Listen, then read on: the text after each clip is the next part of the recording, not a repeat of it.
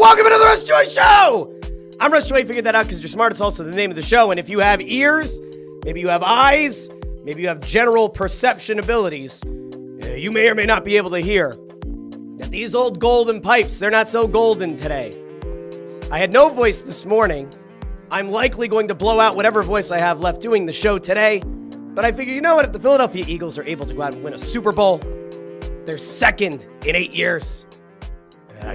I can go out and have a mostly voiceless show today. Am I a voice of the voiceless? Am I a voiceless for those with a voice? I don't know.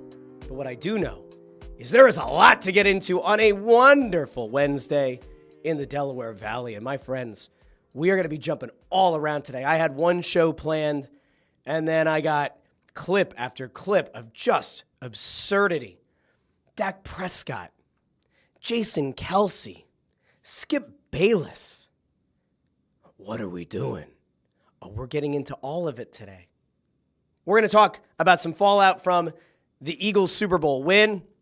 We're also at some point, very late in the show probably, this is where I'm guessing this is going to go, we will get into, at least very briefly, the Four Nations face-off, a thing that I am not really looking forward to, but I will watch because your team, your town, your Philadelphia Flyers have 4 players that were supposed to be there. Rasmus Ristolainen will not be there. Sam Ersson probably will not be in net for Sweden. And then there are questions around how much Travis Konecny and Travis Sanheim will play. But in fairness, we are going to cover the tournament because I know that there are people out there, I don't know many of them, but there are people out there who actively do care about the Four Nations face-off. So we'll get there as well. But before we get into anything, if you guys know me well, and at this point many of you do, you'll know that I always look to capitalize on a big moment. And the big moment that we're capitalizing on right now is a Super Bowl win for your team, your town, your Philadelphia Eagles. And I have good news that after a good long while since I last put anything out over at shop.therussjoyshow.com, we do have some new merch. And I think it's a pretty damn good design if I say so myself. The Decimation of a Dynasty. Oh yeah, you can get that in a t-shirt, long sleeve tee, hoodie. You can get it in a ladies cropped fleece hoodie. Just gonna take you over here really quick. Shop.therussjoyshow.com. shoutouts.com. You can see it. It's a beaut. Decimation of a Dynasty. You can get yours today. There's nothing quite like it. By the way, printed and shipped by a local company, a company here in Pennsylvania. So you're buying local, my friends. Now, the shirt itself, I don't know what the origin of the actual T-shirt itself is, but the printing and fulfillment company is a good old Keystone State company. So if you haven't done so already, go give this a gander. Now, why I can't do a better job of zooming in on it, I don't know. But my friends, I mean, you just take a gander at that. Look at that. It's an absolute beauty. Decimation of a Dynasty. 40-22. I mean.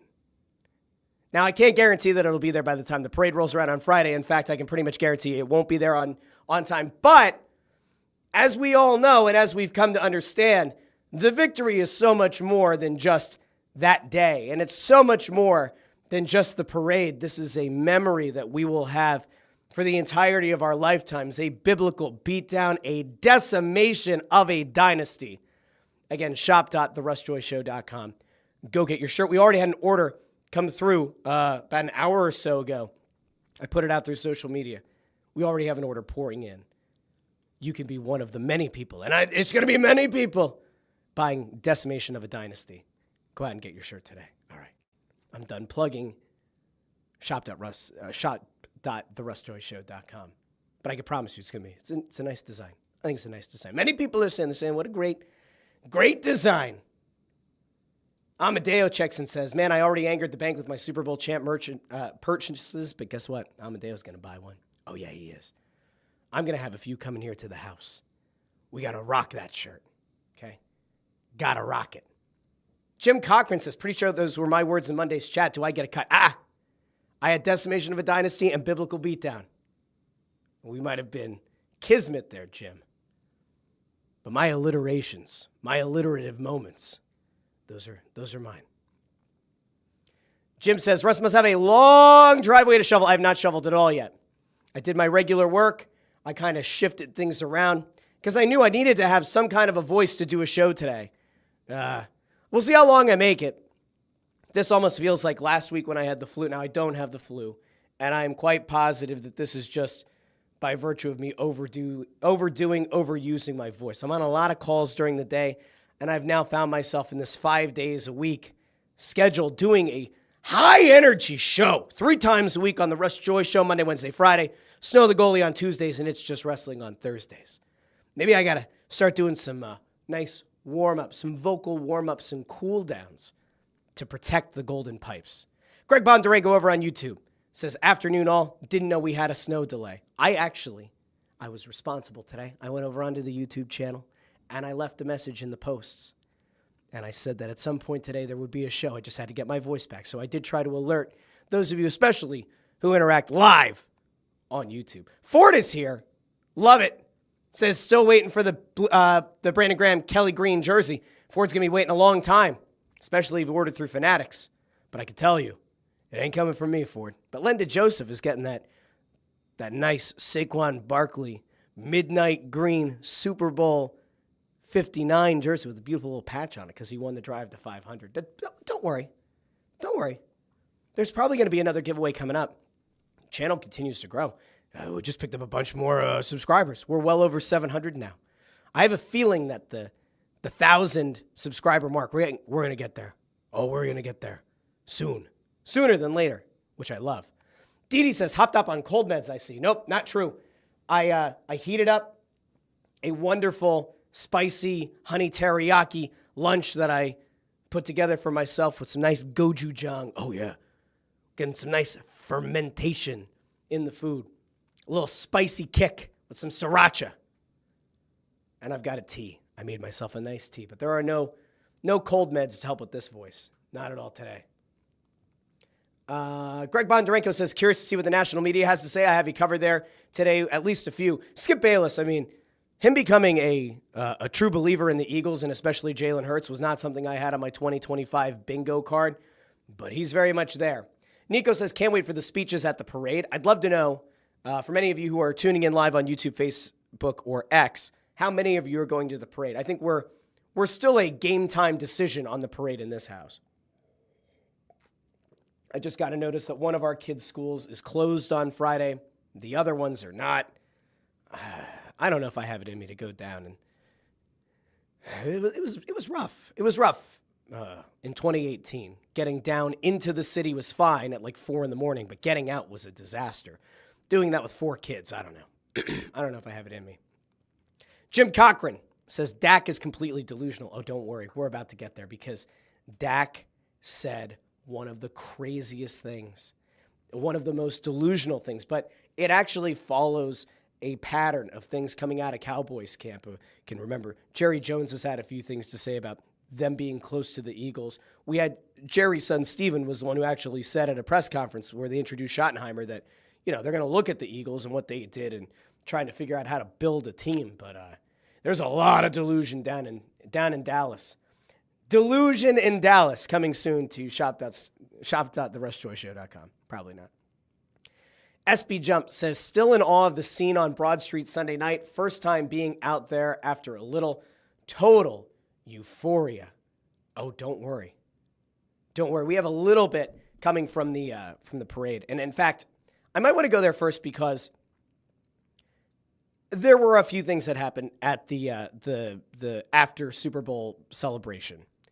And I think that one of the things that people ran into is, they saw the video of the light posts coming down and being carried off. And now apparently Philadelphia police are actively looking for the people who pulled those down because they are apparently irreparably damaged. And I do not condone vandalism. I do not condone anything that happened. We'll see if anybody actually rats these people out.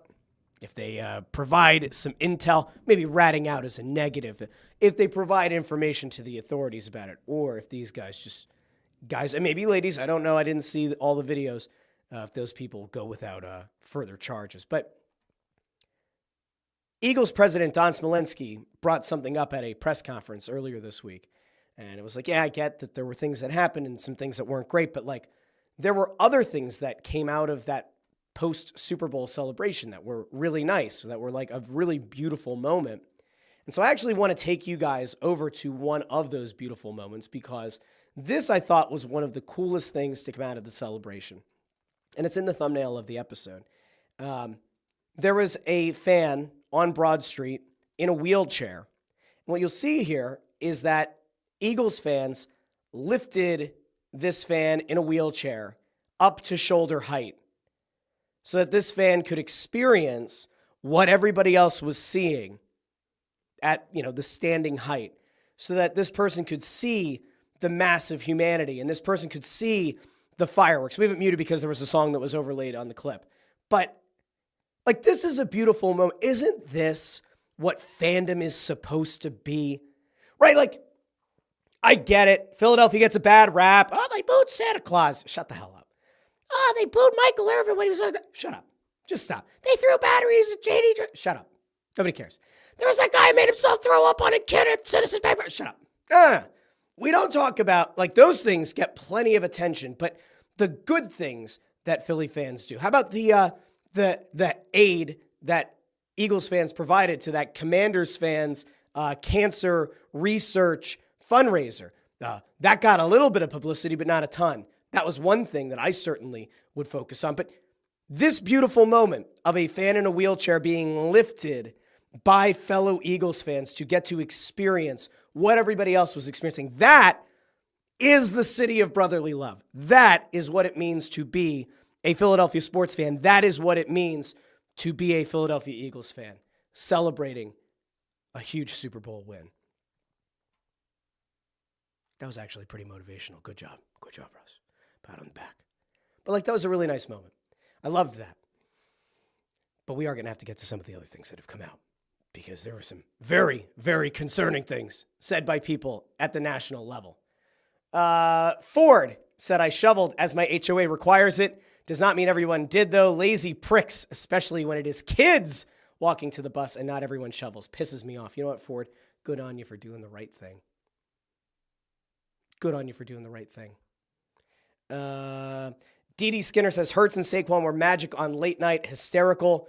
What do they call it? Well, that was actually one of the other things that we could try to get to. Now, I'm always a little bit worried especially when it's a show like that, but sometimes they get a little bit aggressive on the takedowns of content. But Saquon Barkley and Jalen Hurts were both on The Tonight Show.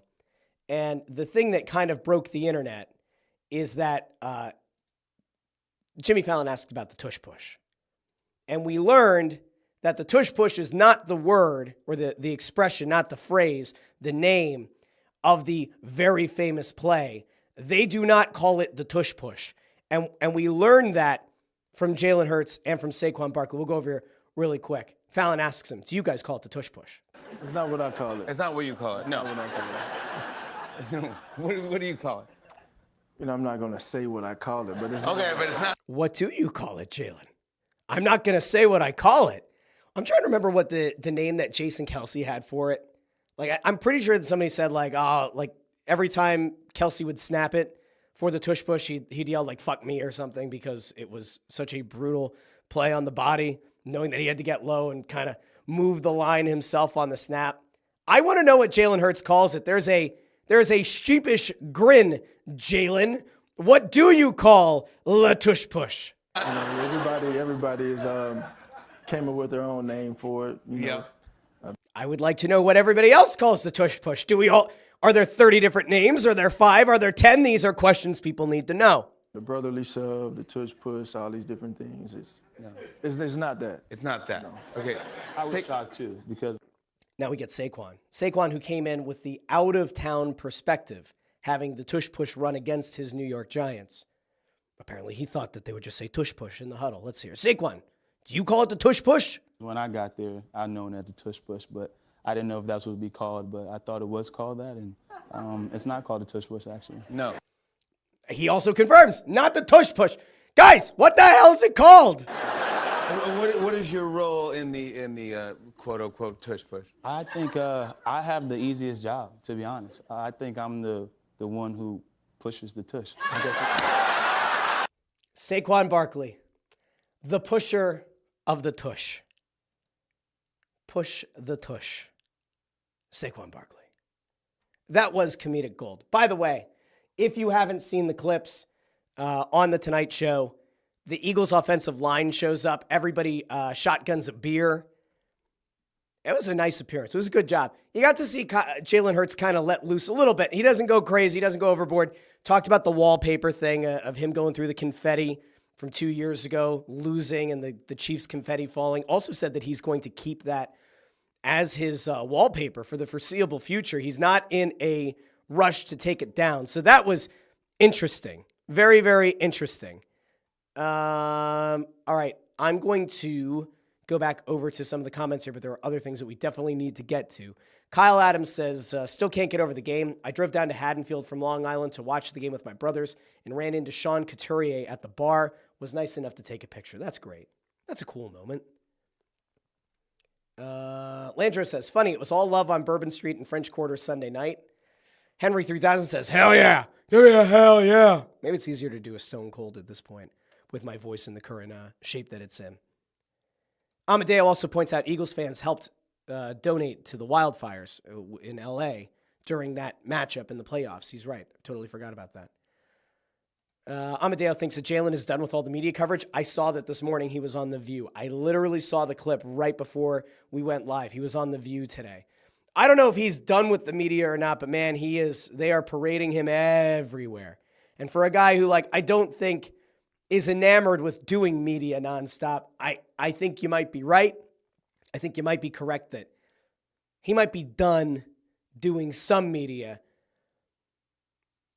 There's somebody else who probably needs to be done doing media for a little bit. Now, I don't have the goal here of turning something non-controversial into controversial, okay?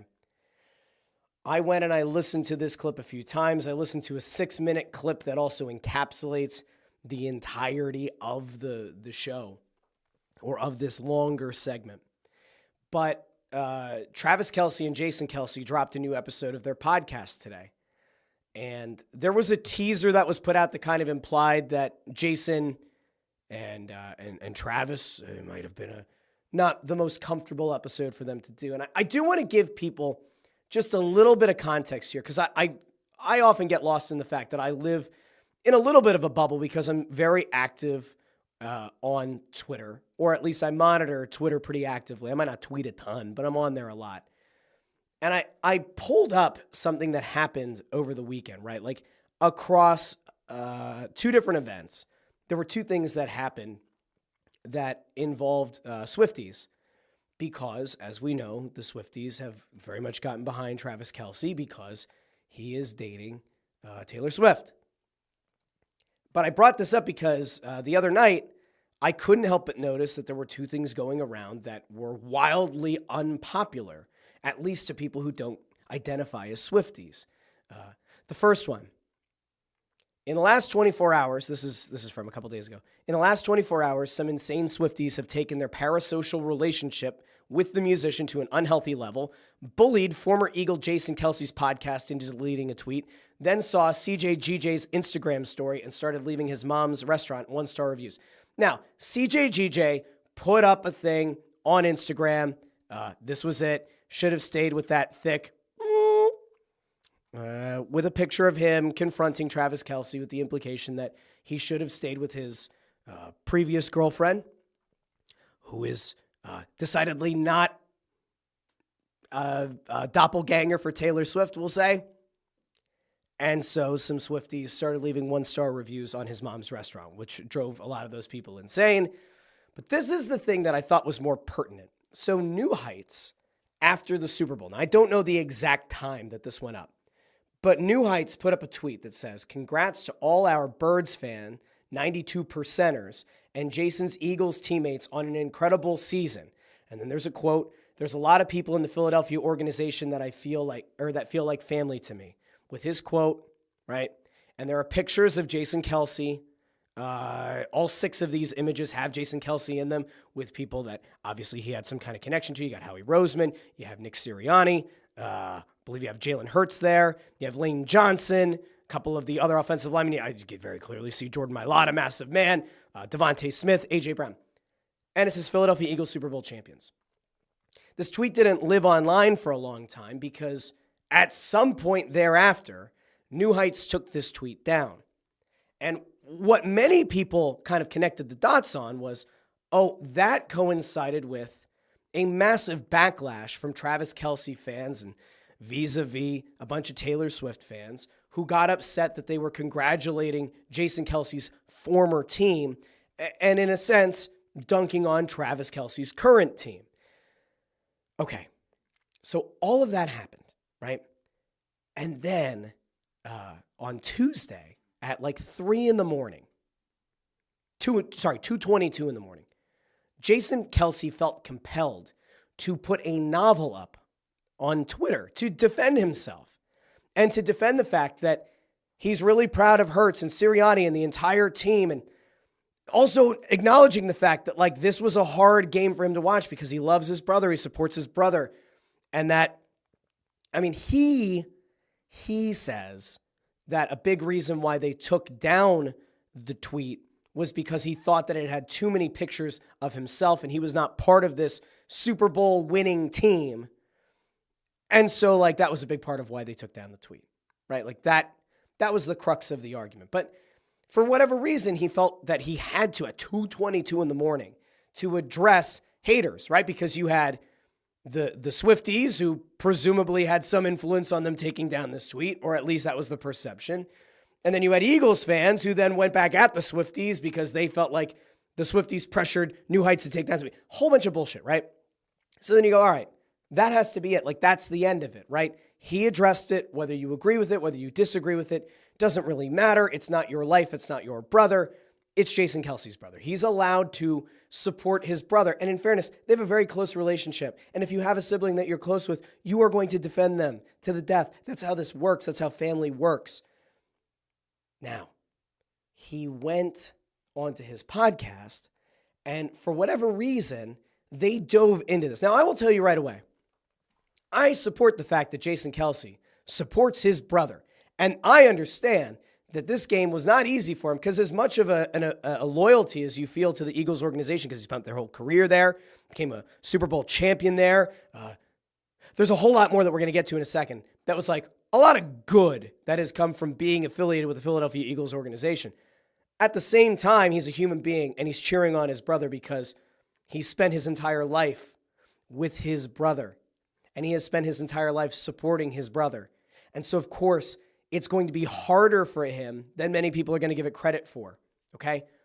I want to get to as much of this clip as we can, though, because I think it's important that you hear from Jason Kelce about why that game was so hard. And then we'll kind of render a verdict here about whether or not his stance was fair. And I'm going to give you a little bit that you might be surprised by and a little bit that you won't be. All right, let's go over to Jason Kelce, Travis Kelce, on their show talking about how hard it was for Jason to watch Travis's team get blown out by his former team. What was it like for you watching this one? Terrible. Yeah. You tweeted out something. I didn't even want to tweet it. I think I would rather do it here because you'd be able to talk more. Yeah. It doesn't matter what happens. Whatever you say is going to get clipped or touched and put out. It sucks. So, in fairness, he starts off by saying, I didn't want to put out the tweet. And presumably the tweet that he didn't want to put out was the 222 tweet where he, again, put a novel out there that a lot of people on Twitter aren't going to read because people have the attention span of a goldfish, but he did get that off his chest initially. And then he notes the fact that things are going to get clipped up. Well, of course they are. That's how podcasting works. That's how media outlets work. But okay, we're going to continue. I've always supported you. Every step of the way. It was hard to navigate because obviously I'm trying to say that I have people on the Eagles that I love, and I also have you. And I tried to make it known that I was rooting for you. I think that was clear. And it felt like I couldn't be right. It felt like no matter what I said, some people were going to skew it and say that I'm rooting for the Eagles. And some people were going to skew it and say that I was rooting for the Chiefs or Travis. Yeah. And can we just have a quick moment? Who cares? Like, this is where I get to the who cares what people say? Like, at that point, if you're Jason Kelce, right, you're allowed to have loyalties to two camps. The team that you spent your entire career with, that you won a Super Bowl with, that you built fame off of, right? And your brother, who you love and care about. And in fairness, 2 years ago, when they went head-to-head in the Kelce Bowl, Jason Kelce mentioned, like, it's going to be hard because either we win and you're hurt, or you win and we're hurt. You know, we as in the Eagles team. So I thought he did a good job of explaining that 2 years ago. I don't know why anybody would be confused or feel the need to pile on, but we'll keep going. And it sucked. That's the world we live in, man. I know I always had your support, and I joked around saying with your cheering for the Eagles, listen, you and Kylie are there in Philly and have created one of the most beautiful situations that I've ever seen. You guys are. So there's a lot of truth there. And again, it's his brother. Of course, he's going to support his brother. You could be loyal to your team. You could be loyal to your employer, but ultimately isn't your main priority in life to be loyal to your family, to the people you love and care about the most. I think that's how this is supposed to work. And then Travis Kelce gives him not the out, but the little bit of the leeway that Jason and his wife Kylie have built a beautiful family and they've built a great thing in Philadelphia. So it's understandable that he would still feel tied to the organization. They're loved by the community out there. Everything from the foundation stuff that Kylie does, both of you guys do, to the countless amount of hours and years you spent in that organization, giving it everything that you have. You don't have to explain anything to anybody. I think that's fair. I think Travis Kelce is 100% correct. Jason Kelce doesn't know shit to anybody. If somebody wants to go after Jason Kelce on Twitter, you could feel free, but I think you're probably a jackass. If you remember a few months ago, there was the clip of Jason Kelce getting out of a car. I think it was in LA, right? He was like getting out of an SUV, and there was somebody who was heckling him and said like all kinds of awful things about like him going to hell or something. Like, it was really bad. And then Kelce came through the fence and like talked to the guy, and the guy's like, I'm so sorry. I support you. And like, we thought that there might have been like a mental illness thing in that clip, and it was kind of jarring. And that was when we were like, Jason Kelce needs like to have security, like really on top of this stuff, like something bad could happen, right? So there are times in real life where people are going to confront him, but like the Twitter of it all, at some point you do have to try your best to not focus on it. All right, keep going. As long as the people right here, I know who Jason Kelce is, and I know my brother and what his intentions are, and nobody can ever confuse that. I think the people in the Philadelphia organization understand exactly who you are and what you represent and how you were saying it. I can't imagine that there was anybody within the Eagles organization who felt betrayed because Jason Kelce cheered on his brother. I mean, really? Like, if you work for the Eagles, are you really upset that a guy cheers on his brother? Like, I can't imagine that's a thing. I don't know if that's what Travis Kelce was implying there. I don't know if somehow word got back to them or back to Jason Kelce that people were upset within the organization that he didn't. I don't even know what Jason Kelce was wearing to the Super Bowl. I don't remember seeing. I don't know if he wore his Eagles jersey. I don't know if he was wearing a Kelce jersey, a hat. I have no idea. But, like, nobody should feel betrayed because he cheered for his brother. It was very, very hard to watch. Yeah. As much as I love the Eagles, as much as I love the city of Philadelphia, there was not a ounce of me that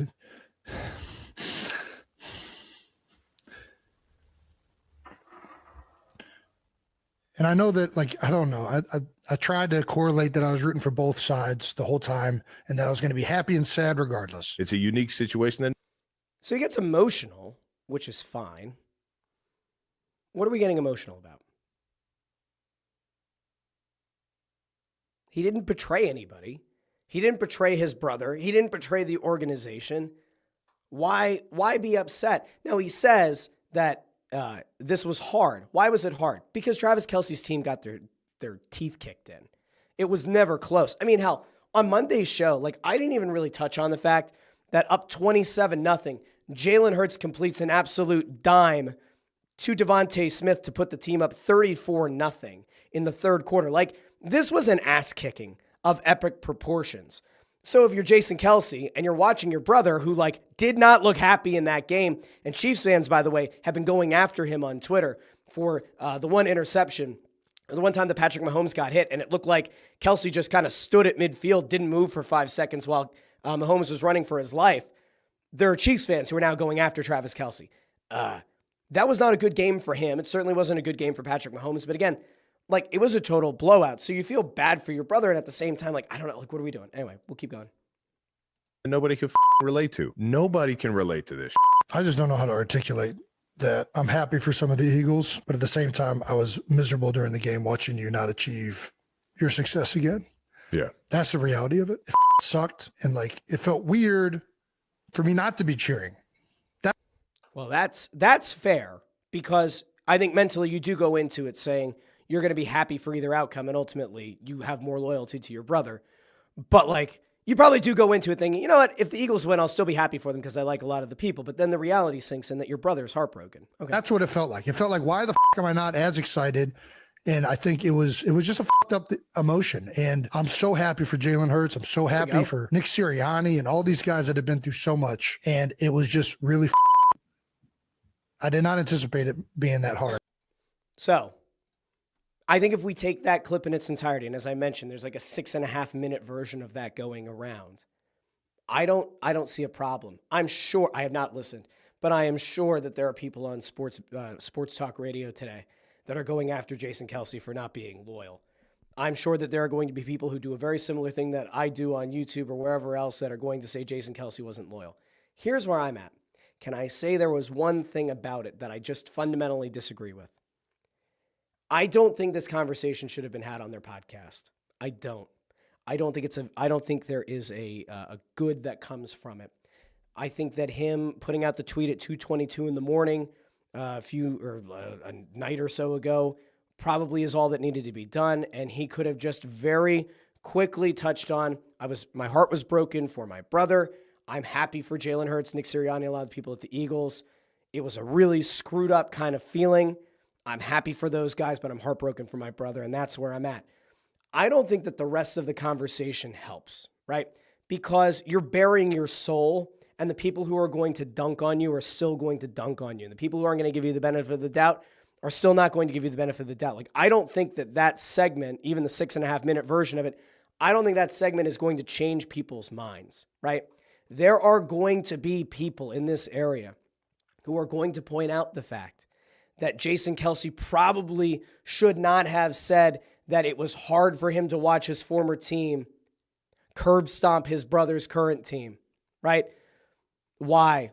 Because Jason Kelce's post-football career has been built largely on things that happened with the Eagles. from the Super Bowl speech wearing the Mummers outfit to literally everything that has happened since, the ability to get onto countdown shows, the ability to build this podcast, which, by the way, uses Eagles colors in its branding. I don't think I've seen a time where the podcast is promoted using Chiefs colors. Jason Kelce is the draw to the show, or at least he was in the early going. Again, I'm not crapping on this guy. I think he did a smart thing. He did what you're supposed to do in that position, especially when your career is winding down. You pivot to something else, and he's very good at this. He's very good on countdown, and he has a late night show that is based in the Philadelphia area and uses Eagles branding. So it's very hard, I think, for some to disassociate Jason Kelce, the former Eagle, and a guy who has used a lot of Eagles-related colors and imagery in this post-football career. There are going to be people who are going to say that he's only using that to benefit him, and now when the rubber met the road, he turned his back on the team. I don't feel that way. I think it's a totally bullshit way to look at it. But there are people who will look at it like that because this is the world that we live in. I, as the resident pro wrestling fan, I have to experience, especially on Thursday shows, on It's Just Wrestling, like we have a bunch of people who are WWE loyalists, AEW loyalists, and a lot of times they just lob grenades at each other and they shit on one person when they leave one company and go to another. The other side does a total 180 where they hated the person at the other company, but now that they're this kind of stuff happens in pretty much every walk of life now. It's a total shame. It really is. It's a legitimate shame that it happens. But I don't think that there was anything that could have been accomplished in that segment that was going to change anyone's mind. And by the way, I totally support where the guy's head's at. Ultimately, you are going to support your family more than your former employer, and I don't think that makes him a bad guy. And if you're somebody who's actually upset and thinks that Jason Kelce is a horrible human being because he thought it was hard to watch his brother's heart be broken on the field and watch his former team kick his brother's team's ass, I don't have to tell you. I don't think there's a lot of hope for you. I'll go out to the comments here and see where people are at. Jim Cochran says, I think Jason has been so beloved for so long, and now he's more famous, or now that he's been more famous for a while, the haters are coming out. Maybe he's having difficulty dealing with that. It's entirely possible.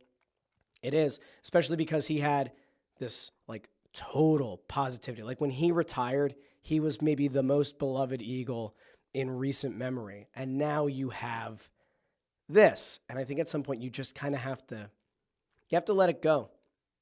You do. There are always going to be people who are going to hate things that you do. I do this show, right? I do Snow the Goal and I do It's Just Wrestling. I do a whole bunch of other stuff, right? There are people that for whatever reason, they hate my guts. And if I put something out on Twitter, they hate my guts. And if I put out a clip on YouTube, there are people who will not watch the show beyond that one clip and hate my guts. I had somebody today, I responded to, I think, one of Broads' tweets about getting ready for baseball season or something. And I said, I don't recognize that there are any other teams in Philadelphia that play between now and the fall. Clearly joking. And a guy was like, wow, how disrespectful to the Philadelphia Flyers. How don't you know that there are other teams in the city other than the Eagles? Rude. I was like, buddy, click on my profile and just take 2 seconds to see that I host pregame, intermission, and postgame at Wells Fargo Center for home games, and that it's also sarcasm. You just have a lot of people who just cannot comprehend things, have very low media literacy, have very low ability to just digest and either move on or try to engage in a productive way. Just have a lot of people who like to instantly react. It's a visceral reaction, and sometimes it's warranted, but most of the time it's not. And this is where we are. My whole thing has always been this. I've said this to other media people. I've said this to critics. I've said this to people who like the show. I've said this to people who work for teams. I'm always willing to take constructive criticism. I'm always willing to look back on what I say on these shows and address it if I think something was wrong, or address it if I actually was wrong, or if there's context I didn't have, and then offer a clarification. What I don't do well with are the people that just lob a grenade for no reason whatsoever and just get personal over nothing. Like, ultimately, it's sports, guys. It's okay. We can disagree about things. Now, none of that really matters because the people who watch the show are not typically the people lobbing the grenades.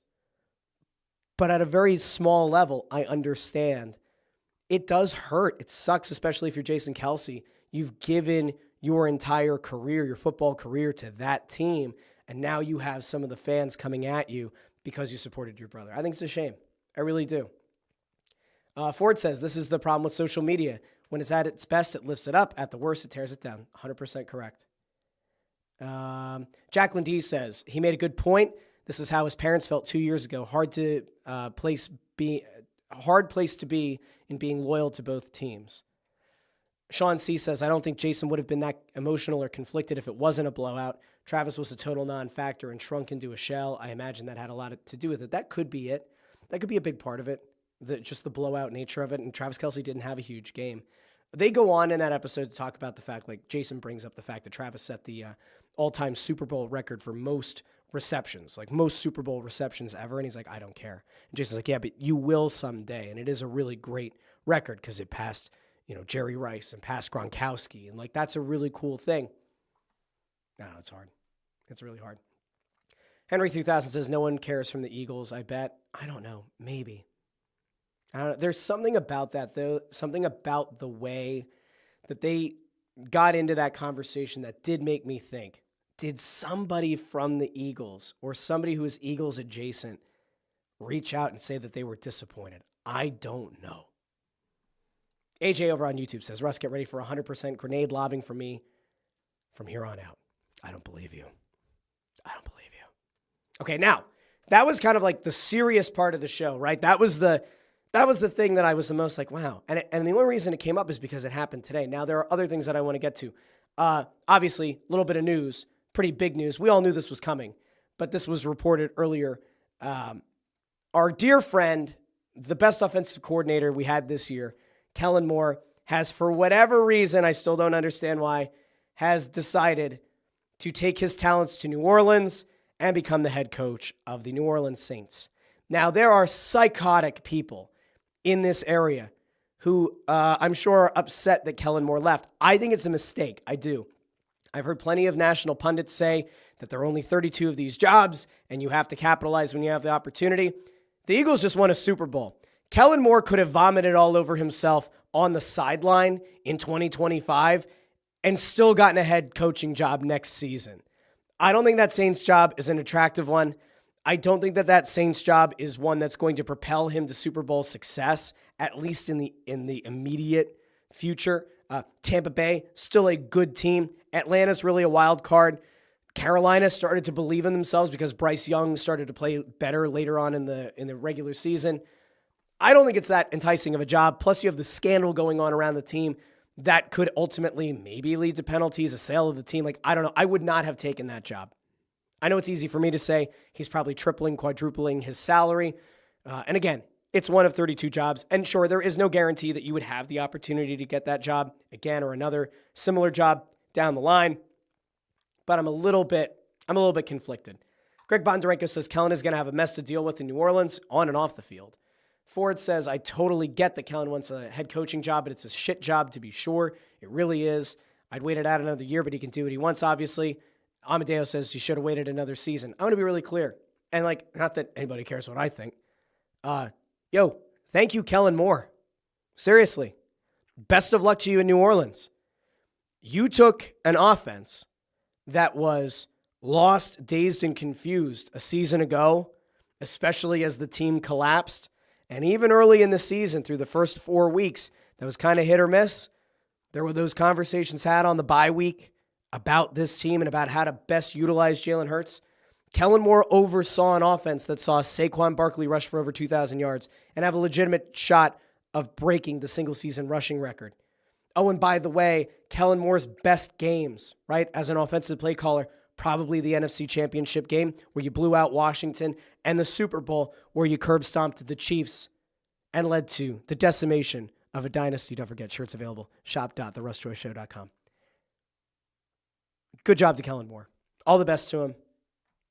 I never thought that we would end up liking Kellen Moore after his time in Dallas, and yet here we are. Here we are. It's a beautiful thing. That is hope you can believe in.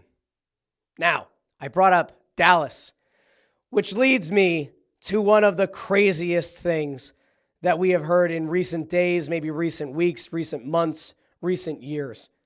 Dak Prescott living in a world of delusion. If you remember, prior to the season, sat down with, I believe it was Erin Andrews, and she said, the Dallas Cowboys will, and he looked into her eyes and said, win the Super Bowl.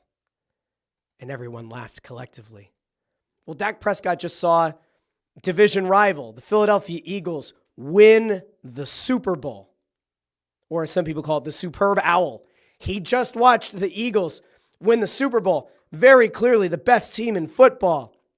His Dallas Cowboys, not the best team in football. Not the best team in the NFC East.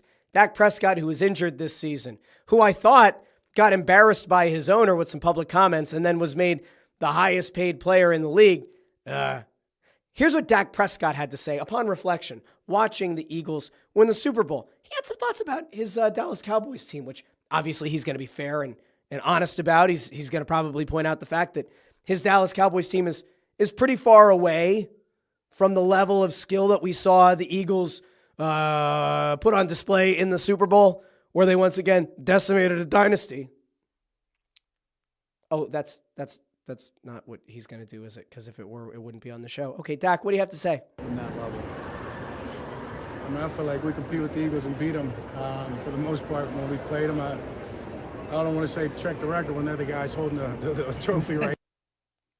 I don't want to say check the record when they're holding the trophy, but oh boy. Now, so credit to them. They've earned it and they deserved it by all means. But yeah, very close, especially even watch the NFC game, the NFC Championship, and those two teams that we battle against each and every year. So now he's not only just including his team with the Philadelphia Eagles, but also the Washington Commanders, which are led by Jaden Daniels, who already looks like a better quarterback. And I think Dak Prescott's a good quarterback, but Jaden Daniels looks significantly better, and now he's comparing, okay, boy.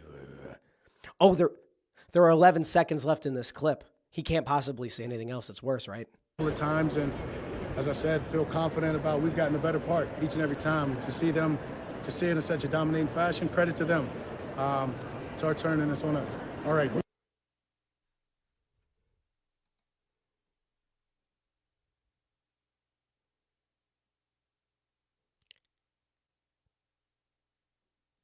I don't know how to process that. I don't know how. Dak Prescott just looked into the eyes of reporters standing in front of the Children's Cancer Fund backdrop. Good on him. I don't know what the event was, but anybody who works and helps with children's cancer, God bless them. So good job, Dak Prescott. But that aside, we're going to set that nice little human element part of this aside. This man just looked into the eyes of reporters and said, yeah, I mean, I don't want to say, look at the record against the Eagles in recent memory, since they're holding the Super Bowl trophy, kind of a big deal. But, I mean, we kind of got the better of them. Oh, and by the way, we also look at the NFC Championship game. That Commanders team that made the playoffs where my team didn't. We competed well against them too. So, now it's our turn. What the fuck are you talking about, Dak Prescott? Are you out of your mind? Have you lost it, man? Have you paid attention to what your team has done and put on the field? Have you paid attention? They just hired Schottenheimer. They promoted Schottenheimer. They could have had Kellen Moore, who just led the Eagles to a Super Bowl at offensive coordinator, and they promoted a lifelong assistant coach. Jerry Jones himself said, well, Brian Schottenheimer's always been referred to as an assistant coach, but now you're going to have to call him head coach.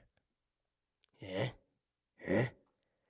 And now Dak Prescott is trying to tell you that it's the Cowboys' turn. How are you going to do that, Dak? Huh? Your team has some big free agents coming up in the near future. I believe there's a guy, Micah Parsons, who once played for Penn State. Some people believe might want to make his way north, right? You don't really have a running back. Things aren't exactly looking great on both sides of the ball in Dallas. You maybe want to explain yourself here. If I were a Dallas fan, I'd lose my shit. If I were a Dallas fan, I would feel beside myself. Oh, wait! We have a resident fan of the Dallas Cowboys who, as I mentioned at the top of the show, is actually somebody who supports Jalen Hurts. Now, I don't think I can get through this whole clip, but Boy, if there's anybody better to excoriate Dak Prescott for what he said, who better? Who better than Skip Bayless? The answer, as you're about to find out, is no one better to do this.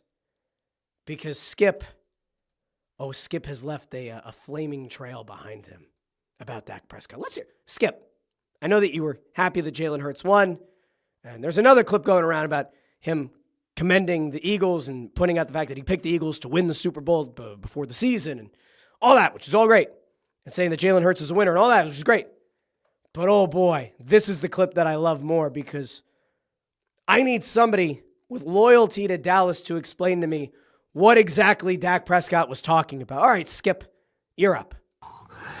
As a lifelong diehard Dallas Cowboy fan, I am ashamed. I am horrified of what my quarterback Dak Prescott said about the world champion Philadelphia Eagles today. We are off to a good start. And I'm here to book it, to guarantee that next year the Philadelphia Eagles will romp and stomp my Dallas Cowboys just the way they annihilated and humiliated the Kansas City Chiefs in the Super Bowl we all just watched. So, okay, Skip Bayless maybe doesn't agree with Dak Prescott saying, now it's our turn. Okay. Skip a little bit critical there of Dak Prescott. Keep going. How can you have the just false bravado to say, yeah, we're going to beat them because we've been beating them? The delusional audacity. I feel like you said we compete with the Eagles and we beat them. Well, once upon a time, you did. That is true. But like your owner, you're living in the past. That's where Jerry mostly lives these days. You haven't played these Eagles. What are you talking about, Dak? These Eagles are Howie Roseman's masterpiece. That is true. Executive of the century. You haven't played Saquon with Becton opening holes for him because once again, you got hurt. You're going to play next year at 32, and it feels like you're 42. It feels like you're already washed. You're broken down, falling apart quarterback. Tore your hamstring up at Atlanta. Duck Prescott. That's what you are to me. For a second time, the highest paid player in all of pro football. You're 2-5 in the playoffs. You're not half the quarterback in the postseason that Jalen Hurts is in. Now, I don't know why. We lost the video there for a second, but it gets worse. So, not ideal if you're Dak Prescott. Like, things just got worse. It's a 4-minute video, but he tears apart Dak Prescott. Somebody might want to get to Dak. Somebody might want to have a little conversation about winning versus losing. It's kind of a big deal. Landros, too, says Dak is a perfect representation of the Dallas Cowboys, LOL. And Amadeo, as I mentioned before, said this is also the guy that said Dallas would win in 2024. AJ says, holy cow, stop, Skip. He's already dead. By God, that man has a family. That man has a family. I mean, guys, this is big. The fact that Skip Bayless is now somehow, I mean, I think it's just because he hates his own team. The fact that Skip Bayless is now somehow an Eagles fan is maybe one of the wildest things that we've ever seen. Now, I do want to get to a couple of things here on the way out because we are going to go into Friday's show with a lot of momentum. The big reason for that is because the parade is coming up. But it's not just that. There were some things that happened post-Super Bowl that we didn't get to on Monday that I absolutely loved. And I want to get to one of them because Nolan Smith, who had an incredible postseason, had a really strong season, and very much looks like a guy that this team is going to be able to build around going into the future. He gave a shout-out to Vic Fangio. Now, we all know that Vic Fangio is a rather old and angry fella. Let's listen to Nolan Smith on the field after the Super Bowl win, talking about his defensive coordinator. Man, all I got to do is say shout out to Vic Fangio, man. That man, I know he old, but man, he got so much knowledge up in there, and I can't wait to just take it from him and just take all the knowledge that he could give to the game, man. He's an amazing coach. I know he's old, but I can't wait to take all that knowledge. That's awesome. Remember, I brought this up on Monday. Miami Dolphins players actively cheered on social media when Vic Fangio left. They apparently didn't like being coached hard. There's young Nolan Smith saying, hell yeah, he's old. And listen, we all know that the man has a reputation of being kind of grumpy. But boy, they believe. They believe in this guy. You know who else believes in this guy? I have to assume would believe in this guy. Cooper DeJean has to believe in this guy because whether you saw this or not, this was also a really nice moment. Cooper DeJean finishes the season as the highest graded cornerback in the league by Pro Football Focus. Oh yeah, Cooper DeJean, the real deal. Here's another reason that you could feel really positive walking away from the season and getting ready for that parade later this week. A.J. Brown went to Instagram and he put up a really thoughtful post.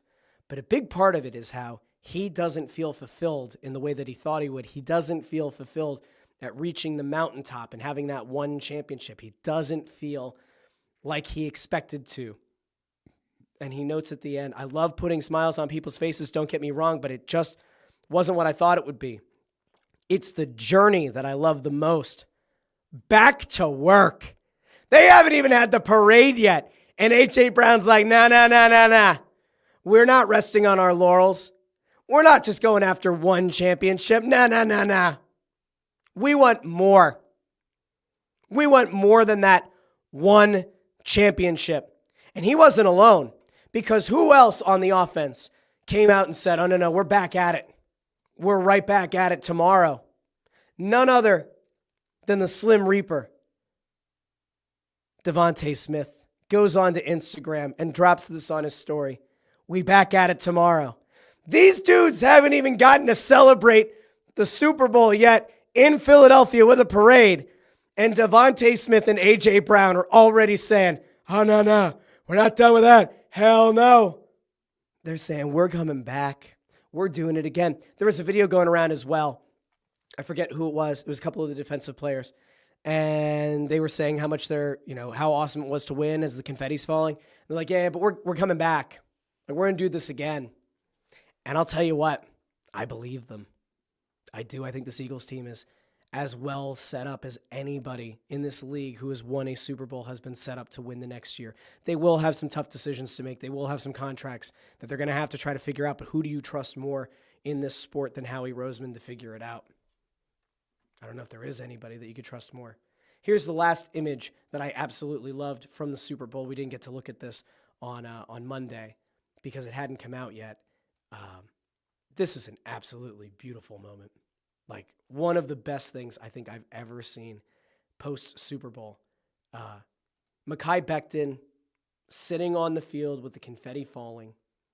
I'm not positive. I believe that's his child.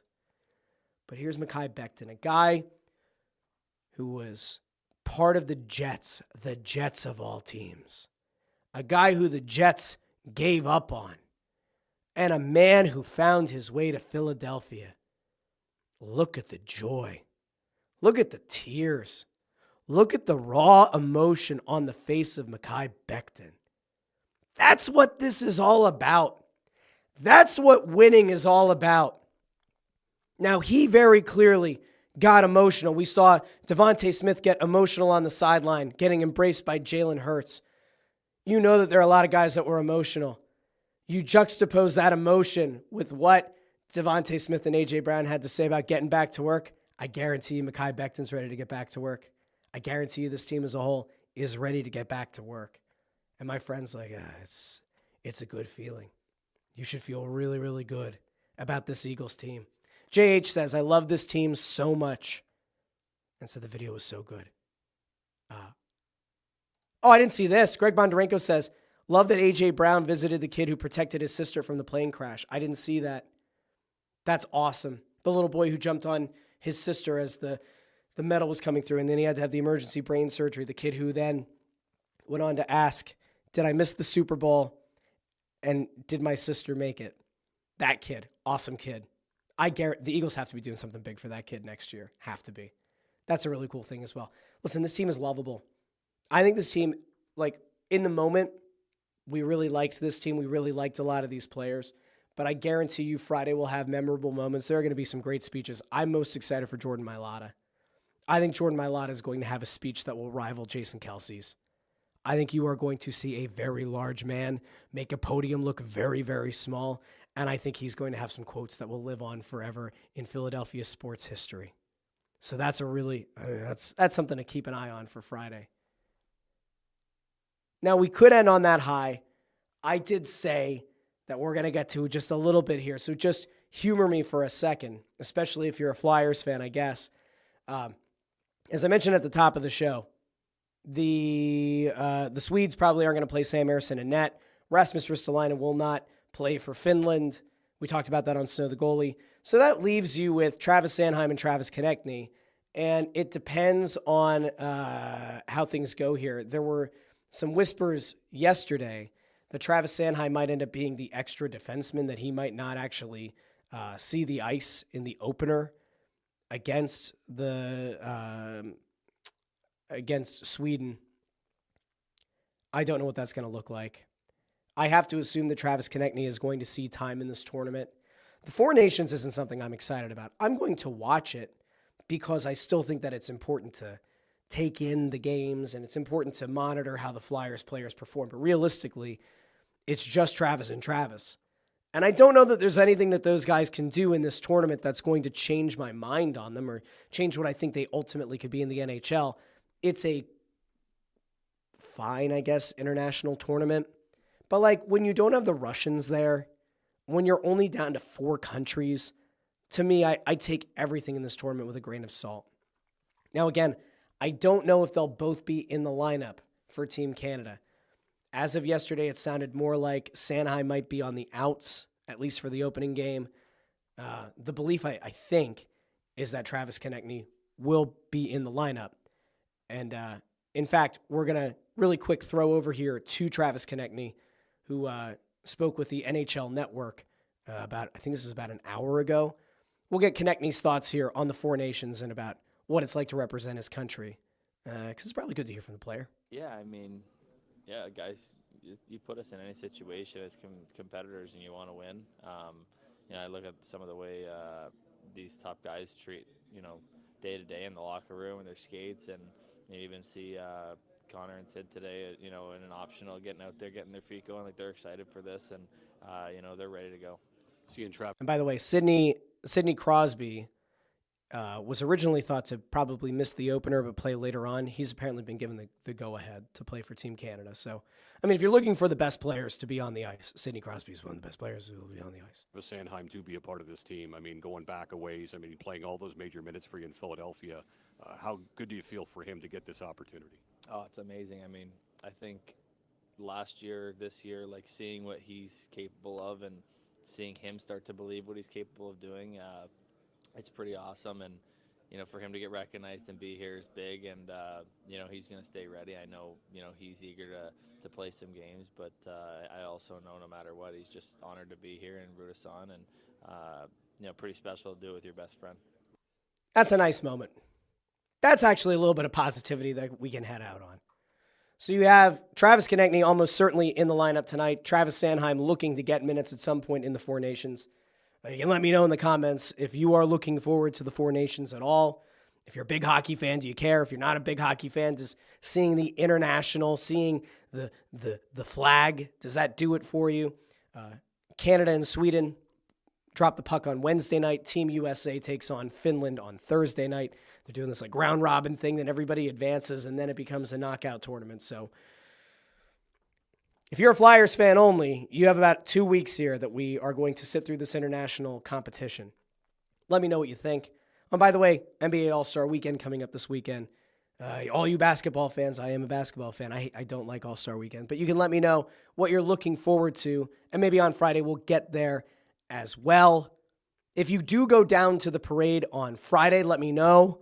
I will probably do this show in the morning as usual, unless I end up down at the parade, in which case I don't know what this is going to look like. I'll probably post an update on the YouTube channel. But if you haven't done so already, like the video, share the video, and subscribe to the Russ Joy Show on YouTube.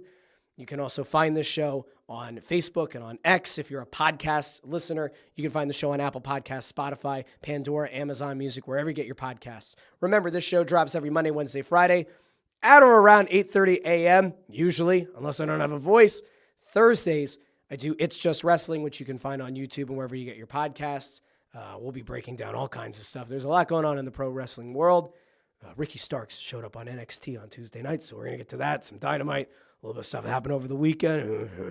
So we're going to get to all of that over on It's Just Wrestling. And, of course, Snow the Goalie, we dropped a new episode on Tuesday, and I threw out the idea there that there might be an interview that is not currently on the Snow the Goalie channel that we ran elsewhere in the past, and it probably will show up over on the Snow the Goalie YouTube channel at some point between now and next Tuesday. So, anyway, a big thank you to everybody who joined me on today's show at an irregular time, but you came for the regular fun and insanity. Greg Bondarenko says, thanks for a great show. Hope your voice recovers soon. I appreciate that.